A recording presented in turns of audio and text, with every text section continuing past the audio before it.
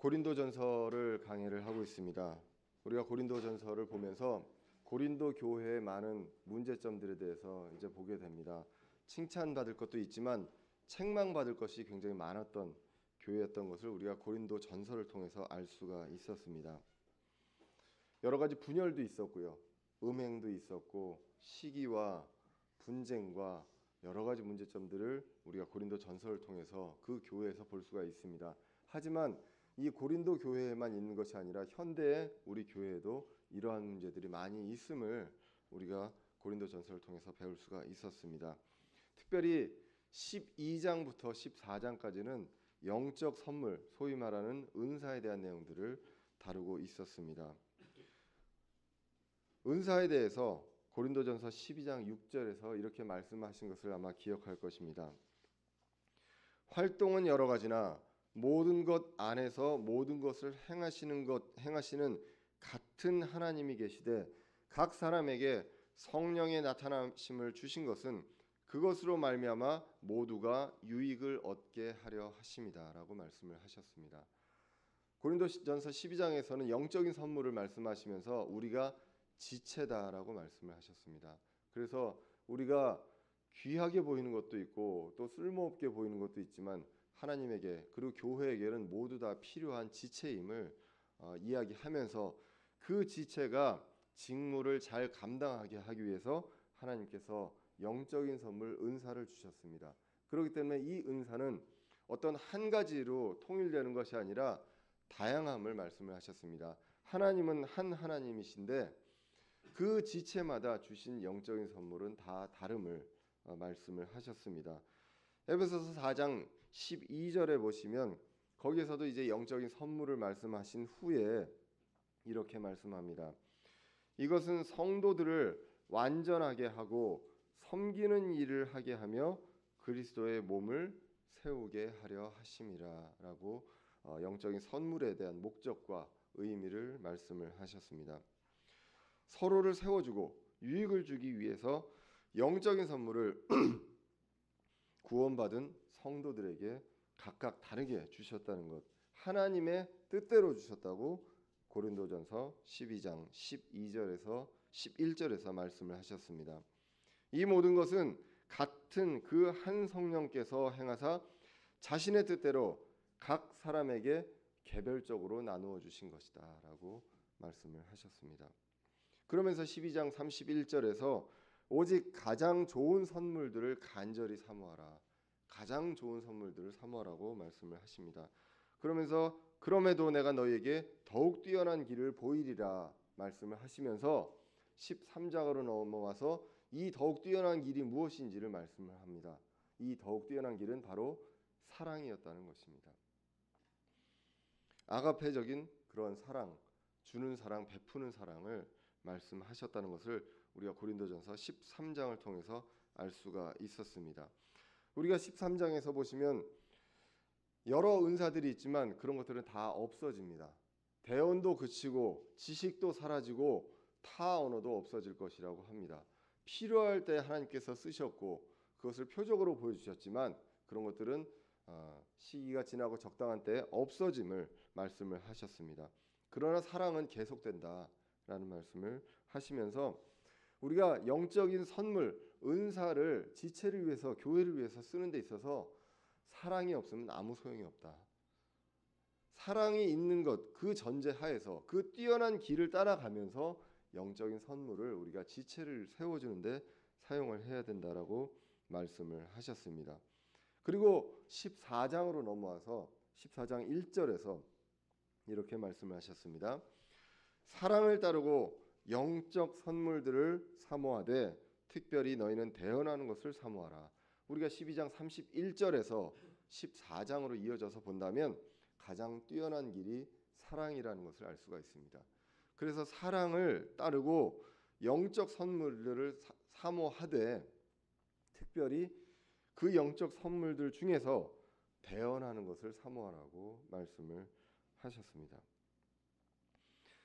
그 당시에는 대언하는 것이 필요하였다는 것을 우리는 알 수가 있습니다. 성경이 완성되기 전에 하나님께서 직접 계시를 통해서 주신 그 말씀을 대신 전하는, 이것은 예언이 아니라 대언임을 알 수가 있습니다. 대신 전하는 그런 은사를 가진 사람들이 있었다는 것입니다.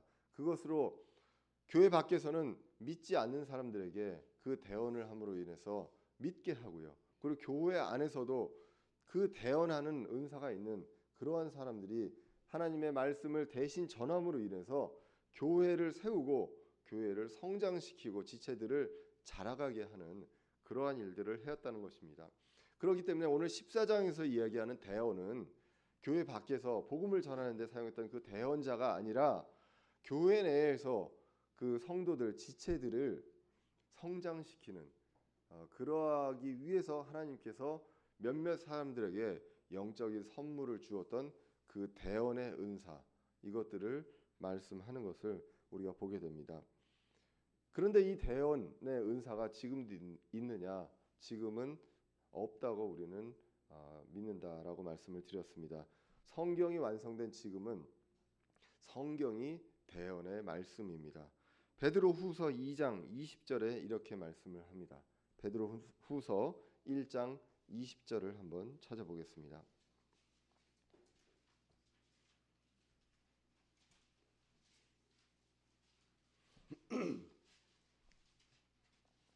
베드로후서 1장 20절에 보시면 이렇게 나와 있습니다.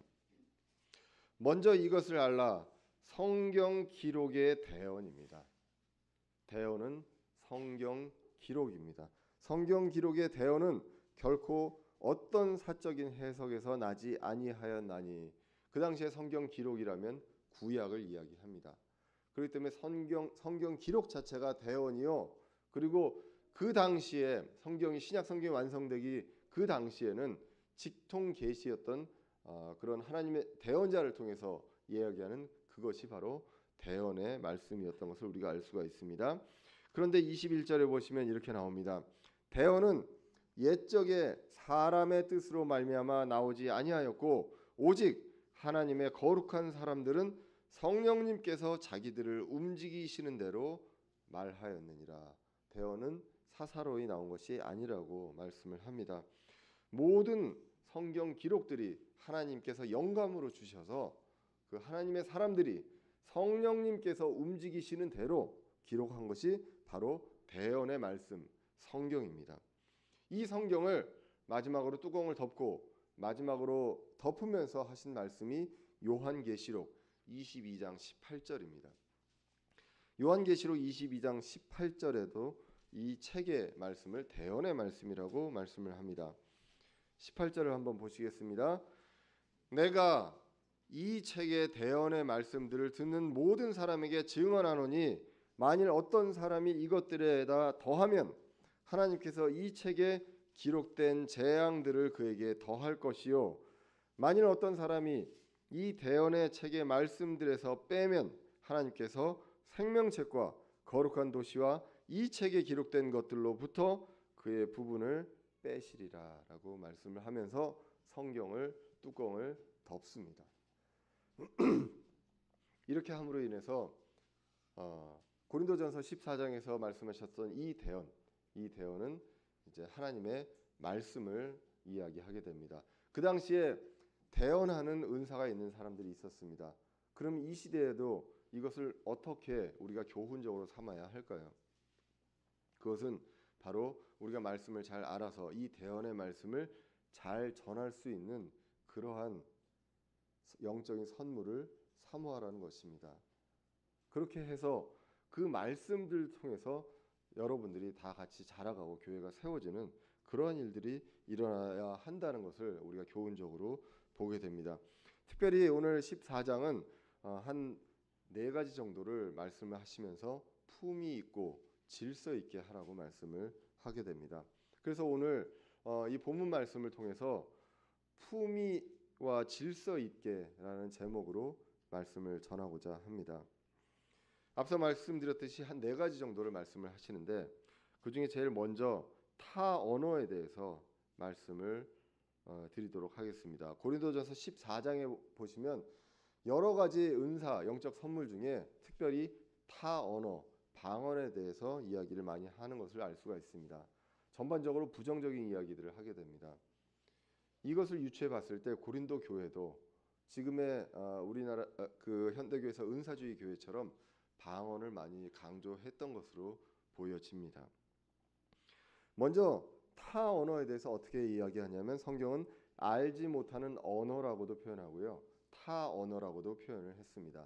개역 성경에서는 방언이라고 표현을 했고요, 우리가 영어 성경에서는 tongue이라고 해서 혀, 그렇게 이제 표현을 합니다.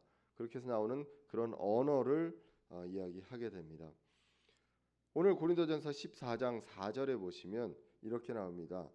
알지 못하는 언어로 말하는 자는 자기를 세우나 대언하는 자는 교회를 세우느니라. 그래서 이 타 언어에 대한 문제점과 우리가 기억해야 될 것 중에 하나가, 첫 번째가 바로 이 타 언어는 자기를 세우기 쉽다는 것입니다. 자기를 드러내고 자기를 자랑하고 세우기가 쉽다는 것. 이것이 우리가 고린도전서를 보시면 고린도 교회에서 일반적으로 일어났던 일입니다. 자기를 세우고 자랑하고 뽐내고, 심지어는 자기가 음행을 한 것도 우쭐대고 그렇게 했던 것들이 바로 고린도 교회에서 일어났던 것입니다. 그렇기 때문에 여기서는 이야기하는 것이 타 언어, 알지 못하는 언어로 말하는 것은 자기를 세우기 쉽다. 그런데 대언은 다른 사람을 세운다라고 하면서 이 타 언어에 대한 말씀을 하게 됩니다. 그러면서 이 은사주의자들이 많이 인용하는 구절 중에 하나가 바로 14장 5절입니다. 14장 5절에 보시면 이렇게 나옵니다. 나는 너희가 다 타 언어들로 말하기를 원하되 특별히 대언하기를 원하노니 타 언어들로 말하는 자가 통역하여 교회가 세움을 받게 하지 아니하면 대언하는 자가 그보다 더 크니라. 마치 방언, 타 언어를 다 가져야 된다라는 것처럼 이야기를 한다는 것입니다. 그래서 교회에서 어떤 은사주의를 표방하는 교회에서는 구원받은 사람들은 다 방언을 해야 된다라고 이야기를 한다는 것이죠. 한 구절만 띄워오면 이러한 위험한 해석들을 하게 된다는 것입니다. 우리가 고린도전서 14장을 전체적으로 읽어보고 12장부터 14장까지 보시면 다 방언을 하기를 원한다라는 말씀이 아니라는 것을 알 수가 있습니다. 그만큼 그 당시에 고린도 교회가 모두가 방언을 하기를 원하고 방언을 함으로 인해서 우쭐대고 자기를 자랑하기를 원했기 때문에 좋다, 방언 너희들 하는 거 좋다, 그러나 그것보다 더 중요한 것이 바로 대언이다라는 그러한 논리로 말씀을 하시는 것을 우리가 보게 됩니다. 왜 그러냐? 고린도전서 12장 30절에 보시면 이와 반대되는 말씀을 하십니다. 모두 병 고치는 선물을 가지겠느냐? 모두 타 언어들로 말하겠느냐? 모두 통역하겠느냐? 반대의 이야기를 하는 것입니다. 오늘 14장 4절과 그러면서 그 다음에 이어지는 6절 이하를 보시면 결코 타 언어에 대해서 긍정적인 이야기를 하지 않는다는 것입니다. 계시나 6절에 보시면 계시나 지식이나 대언이나 교리 없이 타 언어로 말하면 유익이 없다. 아무도 알 수 없고 그리고 소리 구분이 없는 악기와 같다라고까지 이야기를 하게 됩니다. 그렇기 때문에 방언을 사모할 것이 아니라 교회를 세울 수 있는, 내가 사랑하는 마음으로 사랑을 따르면서 교회를 세울 수 있는 그러한 영적 선물을 사모하라. 그러한 것이 바로 결론적인 말씀이라는 것을 우리가 알 수가 있습니다. 그 다음에 두 번째로 그 방언에 대해서 말씀하는 것이 반드시 통역이 있어야 한다라는 말씀을 합니다.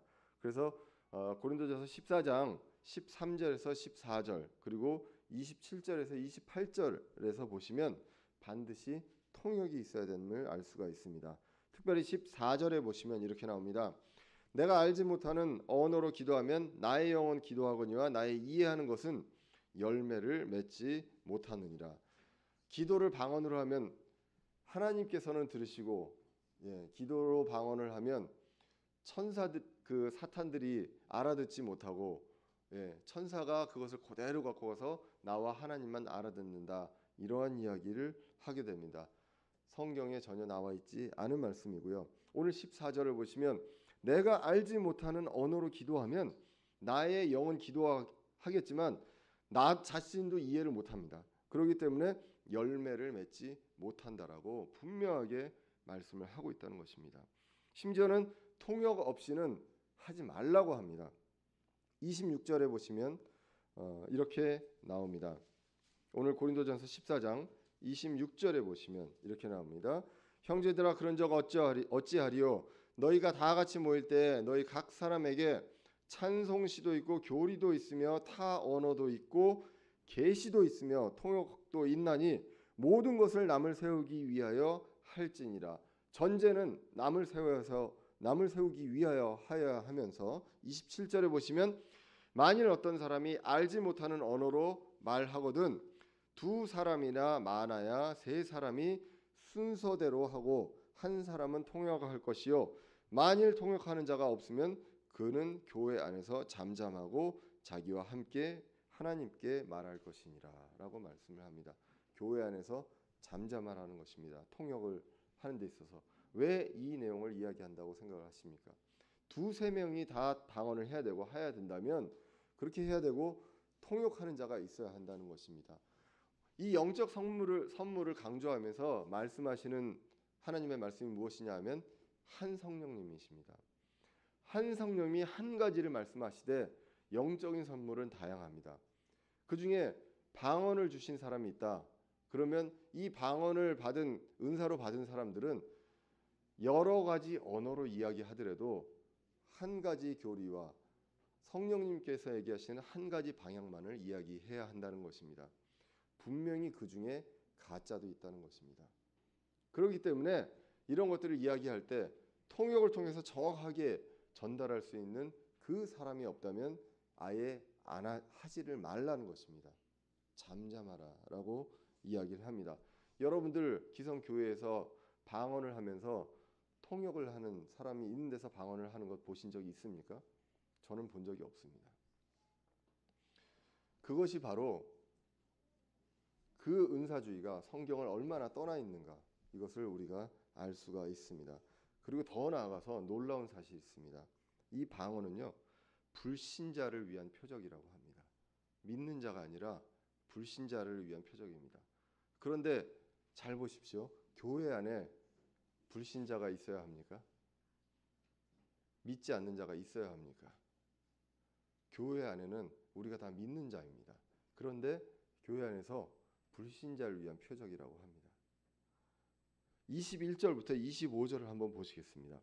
율법에 기록된 바 내가 여기서 율법은 구약 성경입니다. 율법에 기록된 바 내가 다른 언어들과 다른 입술들을 가진 사람들을 써서 이 백성에게 말하리라. 그러나 그 모든 것에도 불구하고 그들이 내 말을 듣지 아니하리라. 주가 말하였노라 하였으니 22절 그러므로 타 언어들은 믿는 자들을 위한 표적이 아니요 믿지 않는 자들을 위한 표적이로되 대언은 믿지 않는 자들을 위한 것이 아니요 믿는 자들을 위한 것이다.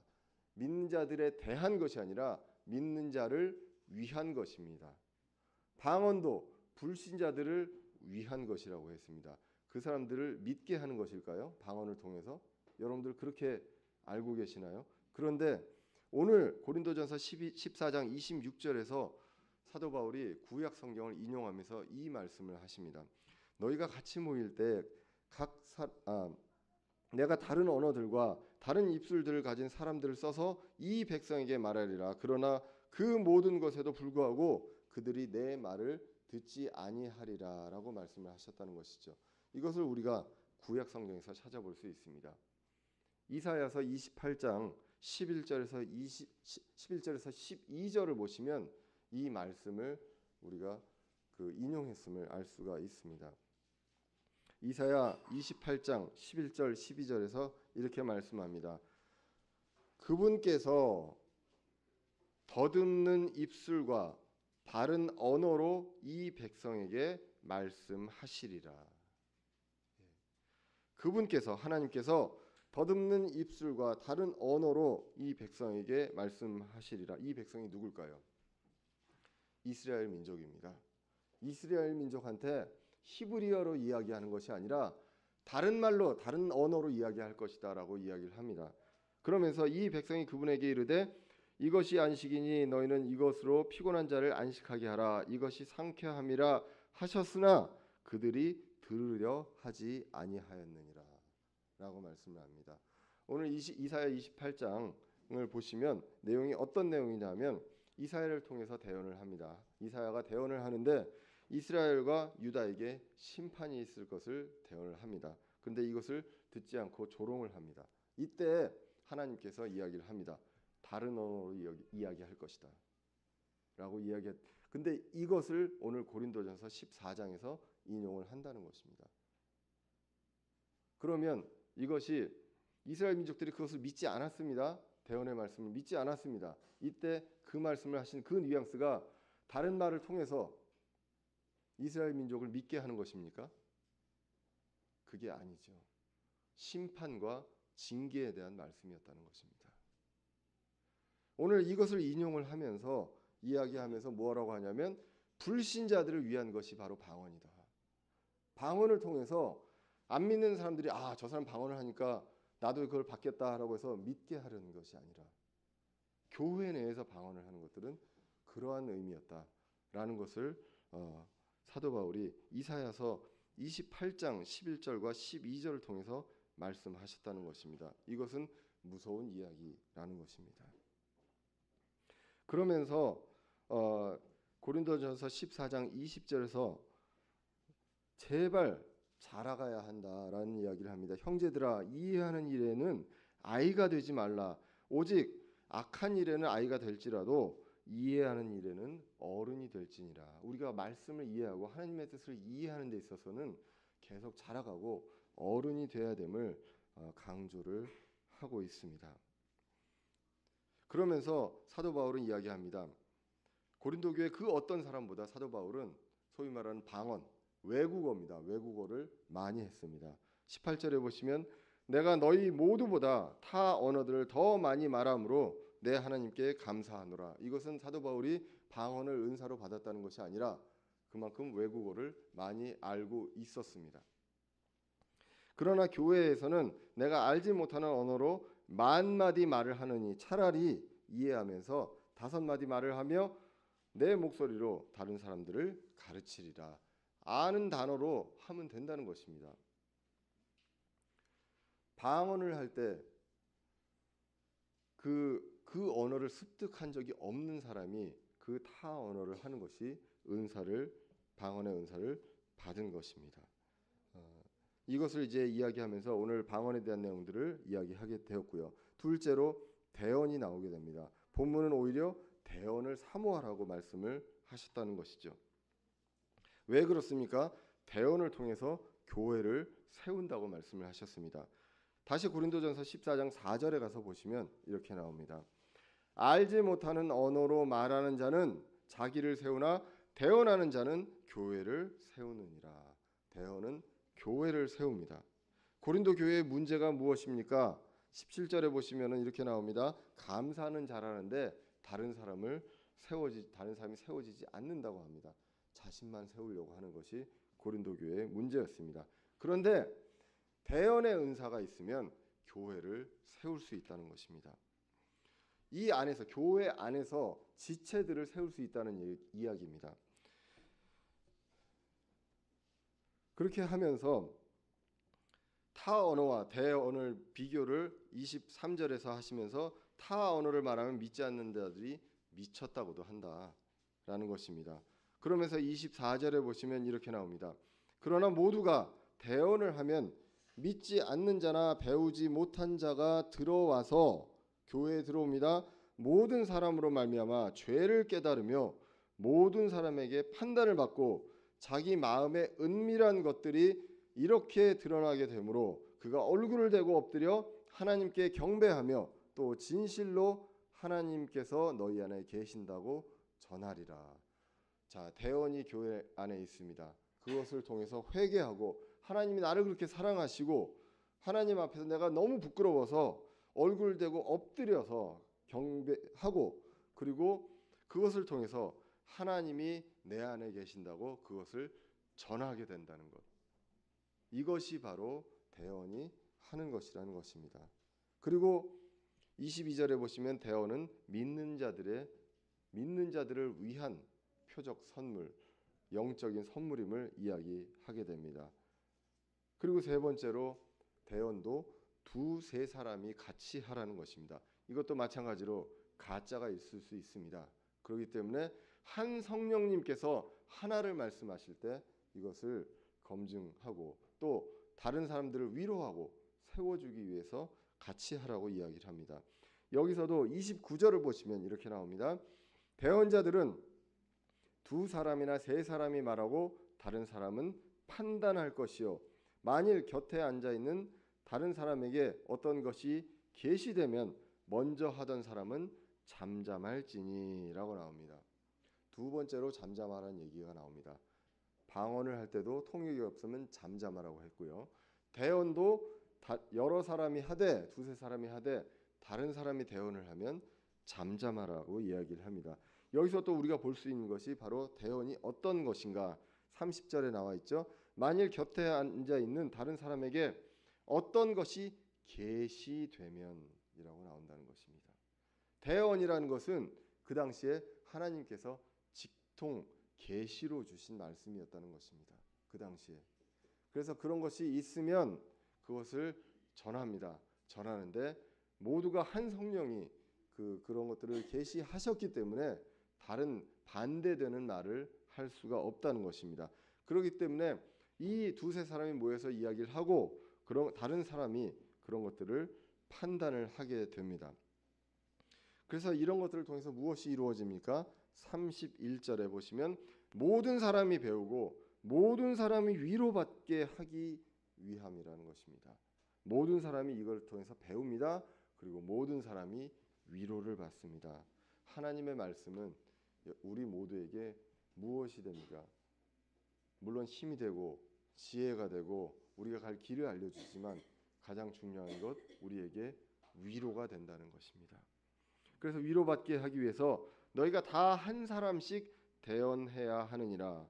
32절에 대언자들의 영은 대언자들에게 통제를 받나니 성도들의 모든 교회에서처럼 하나님은 혼란의 창시자가 아니요 화평의 창시자이시니라 라고 말씀을 하게 됩니다. 여러 대언자들이 있습니다. 대언의 은사를 받은 사람이 있습니다. 방언을 받은 사람이 여러 있을 수 있습니다. 이 사람들이 서로 다른 이야기를 해서 교회를 혼란시킬 수 없다는 것입니다. 하나님은 혼란의 창시자가 아니라 화평의 창시자라고 33절을 통해서 이야기를 하게 됩니다. 다른 사람에게 계시가 임하면 양보하고 서로를 세워주고 함으로 인해서 배우고 또 위로를 받습니다. 이렇게 보시면 우리가 영적인 선물에 대해서 무엇이 있습니까? 늘 품위와 질서가 있습니다. 혼란스럽거나 혼돈스럽지 않습니다. 절대 은사가 있다고 해서 교회가 이 공간 내에서 아수라장이 되는 일이 없다는 것입니다. 우리 은사주의의 교회들을 보면 어떻습니까?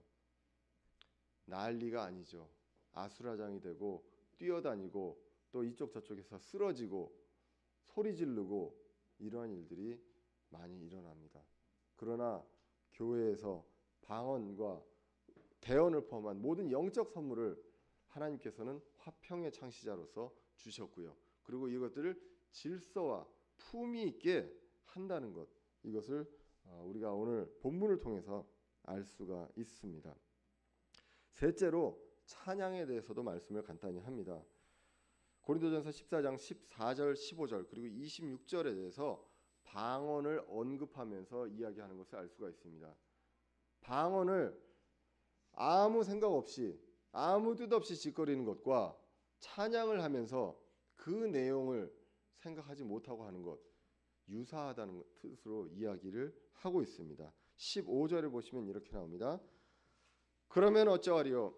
내가 영과 함께 기도하고 또 이해하면서 기도하며 내가 영과 함께 노래하고 또 이해하면서 노래하리라. 그렇지 않으면 내가 영으로 찬미할 때에 배우지 못한 처지에 있는 자가 내게 무슨 말을 하는지 이해하지 못하므로 어찌 내가 드리는 감사에 아멘 하리요 라고 말씀을 합니다. 정말 신기하게도 성경의 세계는 품위와 질서와 이 모든 것들을 기성교회 많은 교회들이 거꾸로 가고 있다는 것입니다. 예전에 찬양을 드리면서 뛰어다니고 하면 난리가 났었습니다. 우리나라에서는 큰일 날 일이었습니다. 지금은 청소년들 찬양 집회에 가보면 기본적으로 기타 치면서 다 같이 뜁니다. 제자리에서 뛰는 거 보셨는지 모르겠습니다. 저는 가서 직접 봤습니다. 그런 일들이 일어나고 있다는 것입니다. 그들은 찬양에서 가사가 중요한 게 아니라 리듬과 분위기를 통해서 내 어떤 감정이 흥분되는 것, 이것이 중요합니다. 그것은 일반 노래를 하는 콘서트장에 가서도요 일어나는 똑같은 일들입니다. 그들도 감동을 받습니다. 그런 일들이 많이 일어나고 있다는 것. 그러므로 우리가 찬양을 드릴 때 정말 조심해야 될 것은 내가 리듬을 통해서 은혜를 받고 내가 감정이 흥분되는 것인가, 아니면 품위와 질서와 내가 영으로 이해하면서 주님께 찬양하고 있는가, 이것을 분명하게 우리가 다시 한 번씩 보면서 우리가 찬양도 굉장히 조심하게 해야 된다는 것을 우리가 말씀을 통해서 알 수가 있습니다. 마지막으로 여자의 그 행위에 대한, 교회 내에서 공중에 대해서 이 다 같이 모여 있을 때의 어떤 문제에 대해서 말씀을 합니다. 고린도전서 14장에 잠잠하라가 3번 나옵니다. 방언에 대해서 잘못하려면 잠잠하라. 대언도 여러 사람이 하지 말고 잠잠하라. 그리고 여자들이여 잠잠하라 라고 말씀을 합니다. 많이들 오해하는 구절입니다. 잠잠하라는 건 무엇을 얘기합니까? 아예 말을 하지 말라는 말씀입니까? 우리 자매님들 말씀 잘하시잖아요. 그 식사하시면서도 말씀 잘하시고 회의할 때도 말씀 아주 잘하십니다. 그럼 그런 것들을 하지 말라는 이야기일까요? 여기서는 방언과 대언에 초점을 맞추고 있습니다. 말하라는 것이요, 영어 단어로 여러 가지가 있습니다. 아시는 분들도 있고 모르시는 분들도 있겠지만 쉽게 말씀을 드리면 우리나라에서는 말하는 것이 하나입니다. 하지만 say도 있고요, tell도 있고 talk도 있고요, 그리고 speak도 있습니다. 그 중에 여기서는 speak이라는 단어를 쓰고 있다는 것입니다. 보통 speak 하면은 뭘 하냐면 어떠한 언어로 이야기한다라고 얘기할 때 speak을 쓴다는 것입니다. 영어 할 수 있냐라고 할 때 뭐라고 하죠? Can you speak English 하지 Can you say English 하거나 Can you tell English 안 한다는 것입니다. 언어를 통해서 이야기하는 것. 공교롭게도 오늘 말을 할 때 방언, 알지 못하는 언어에 대한 것들을 이야기할 때 여자들 잠잠하라고 한다는 것입니다. 그리고 대언에 대해서도 이야기하면서도 오늘 방언과 대언을 이렇게 얘기하면서 여자들을 잠잠하게 하는 것. 이 스픽이라는 것이 또 다른 뜻이 무엇이냐 하면 어떤 특정한 대상한테 이야기하는 것이 아니라 전체에서 연설을 하거나 불특정한 그 다수를 대상으로 이야기할 때 이런 것들을 이 단어를 쓴다는 것입니다. 그렇기 때문에 어떤 대언을 하거나 사람들 앞에서 방언을 하거나 이런 것들이 여자에게는 허락되어 있지 않다. 대화를 하지 말라는 이야기가 아니라는 것. 그것을 우리가 알 수가 있습니다. 그리고 그런 것들을 통해서 다스리거나 가르치는 권위를 얻으려고 위로 올라가는 것들, 이런 것들을 여자보고 하지 말라고 한다는 것입니다. 34절을 보시면 나와 있습니다. 너희의 여자들은 너희의 여자들입니다. 부인들을 이야기하는 것으로 보여집니다. 또는 교회에 있는 여자들로 볼 수도 있습니다. 교회들 안에서 잠잠할지니 말하는 것이 그들에게 허락되지 아니하였고 또 율법도 말하는 바와 같이 그들은 순종하도록 명령을 받았느니라. 성경이 말씀합니다. 순종하라고 명령을 했다는 것이죠. 순종하지 않고 있기 때문에 이 말씀을 하셨다는 것입니다. 순종하도록 명령을 받았고요. 그리고 만일 그들이 무엇을 배우려거든 집에서 자기 남편에게 물을지니 여자들이 교회에서 말하는 것은 수치스러운 일이니라라고 말씀을 하게 됩니다. 디모데전서 2장 11절에도 비슷한 말씀을 하십니다. 여자는 전적으로 복종하며 조용히 배울지니라. 오직 나는 여자가 가르치거나 남자에게 권위를 행사하는 것을 허락하지 아니하노니 다만 조용할지니라. 우리가 디모데전서 2장 11절 12절과 오늘 고린도전서 14장 34절 이하를 같이 보시면 알 수가 있습니다. 여자 보고 조용히 하라는 것은 무엇이냐? 여자가 가르치거나 남자에게 권위를 행사하는 것, 이런 것들이 고린도 교회에 있었기 때문에 거기서 이것에 대해서 말씀을 하고 있습니다. 그러면 미혼자들은 어떻게 할까요? 미혼인 여성들은 어떻게 해야 될까요? 목사 겸 교사가 있습니다. 그래서 이 교회를 통해서 우리가 또는 그 가정의 가장을 통해서 우리가 배울 수 있게 됩니다. 이러한 내용들을 이야기하면서 36절과 37절에 보시면 이 말씀들을 하면서 이 말씀의 권위에 대해서 사도 바울이 말씀을 하게 됩니다. 사도 바울의 사도직에 대해서, 그리고 이것이 대언의 말씀이다. 사도 바울의 개인적인 견해가 아니라 대언의 말씀임을, 그래서 다룰 수가 없다는 것입니다. 이것이. 그래서 교회 내에서도 대언의 은사가 있거나 대언자가 있다면 지금 사도 바울이 고린도 교회에 쓰는 편지에 나와 있는 이 내용이 주님의 명령들인 줄로 인정할 것이다 라고 그것을 말씀을 합니다. 그리고 38절에 보시면 알아듣지 못하면 그대로 둬라. 그는 불신자일 수도 있고요, 가짜일 수도 있습니다. 그러한 사람들은 놔둬라라고 오늘 말씀을 하시면서 다시 39절에서 강조를 합니다. 14장 39절에 보시면 그러므로 형제들아 대언한 것을 사모하고 타 언어들로 말하는 것을 막지 말라. 말씀을 사모해야 한다는 것입니다.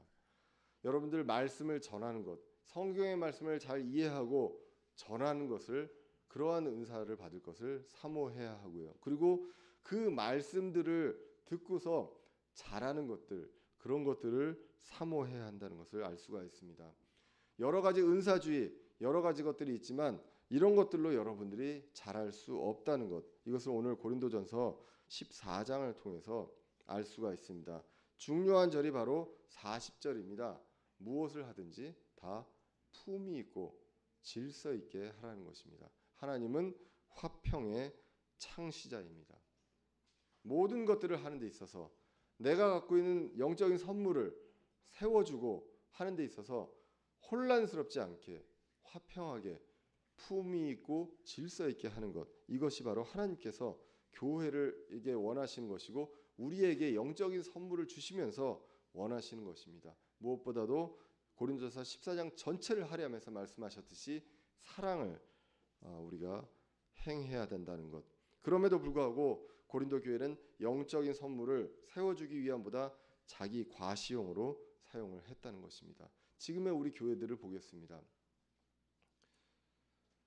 오늘 말씀에서 말씀하신 것처럼 모든 사람이 말씀을 가르치고 전하는 것, 그러한 은사가 있으면 감사하고 그런 것들을 사모해야 합니다. 말씀을 가르치지 못하더라도 이 대언의 말씀, 성경의 말씀을 전할 수 있도록 자라가야 한다는 것입니다.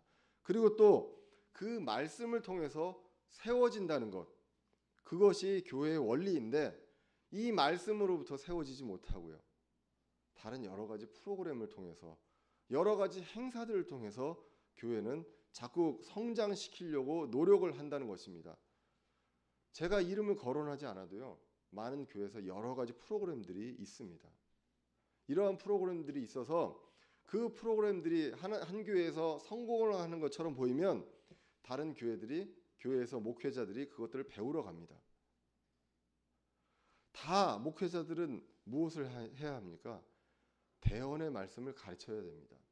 그것을 통해서 자라가는 것이 교회가 건강하게 자라가는 것임에도 불구하고 그것 말고 그것으로 부족하다, 다른 것들을 막 한다는 것입니다. 하나하나 거론하지는 않겠습니다. 여러 가지 프로그램들이 있고요. 그리고 행사에 지쳐서 그런 것들로 인해서 말씀의 본질을 잊지 못하고 그냥 내가 세월 지나가면서 살아가는 그러한 교회들이 굉장히 많이 있다는 것입니다. 여러분들도 어쩌면 그러한 교회에서 여러 가지 익숙해져 있던 그러한 습관들을 가지고 여기 오셨을 것 같습니다. 그렇게 했을 때, 이 교회에 왔을 때 이 교회가 너무 밍숭맹숭하잖아요. 그리고 앞에 있는 사람은 처음부터 끝까지 똑같은 톤으로 예? 졸리는 말씀만 전하고 있고요. 예. 그러나 여러분들 정말 이해가 갑니다. 저도 옛날에 그랬기 때문에 이해가 가요. 저도 옛날에 찬양 인도하고 뭐하고 막 여러 가지 일을 하다가 독립침례교회에 와가지고 딱 앉아서 들으니까 굉장히 허전하더라고요. 그런데 여러분들 그거를 오늘 본문을 통해서 알 수 있는 것 빨리 탈피하셔야 된다는 것입니다. 말씀을 전하는 것이 중요하고요. 여러분들 한 사람 한 사람이 대언의 말씀을 전하는 것이 중요하고 또 말씀을 듣는 여러분들이 자라가는 것의 유일한 수단이 바로 말씀이다라는 것. 그것을 빨리 직시하시고 조금 불편하고 좀 허전한 것 같더라도 이 길로 빨리 들어서야 된다는 것. 이것을 여러분들이 늘 기억하시면서 하나님이 원하시는 것이 그것임을 기억하면서 이 자리에서 조금 처음 힘들더라도 이것이 익숙해지고 이것을 통해서 내가 자라가는 그러한 놀라운 역사를 여러분들이 느껴가셨으면 좋겠습니다. 이제는 말씀이 완성됐습니다. 이 대언의 말씀을 사모하는 것, 그것이 하나님이 주신 것이고요. 그리고 여러분들이 갖고 있는 모든 은사들, 그 은사들을 하나님 안에서 절대 천박스럽거나 혼란스럽게 하지 말고 품위 있고 질서 있게 함으로 인해서 화평의 하나님을 더욱 드러내는 것, 이것이 하나님께서 사랑하시고 이곳에 계시며 또 건강한 교회로 가는 가장 기본적인 주님께서 원하시는 바라고 저는 믿게 됩니다. 하나님은 화평의 창시자시고 품위와 질서를 가지고 계신 분이기 때문에 우리가 그것을 여러분들 모두가 저와 여러분들 모두가 순종하며 그것을 보며 말씀을 가지고 따라갈 수 있는 우리 대전은혜 침례교회 되시기를 간절히 기원합니다. 기도하겠습니다.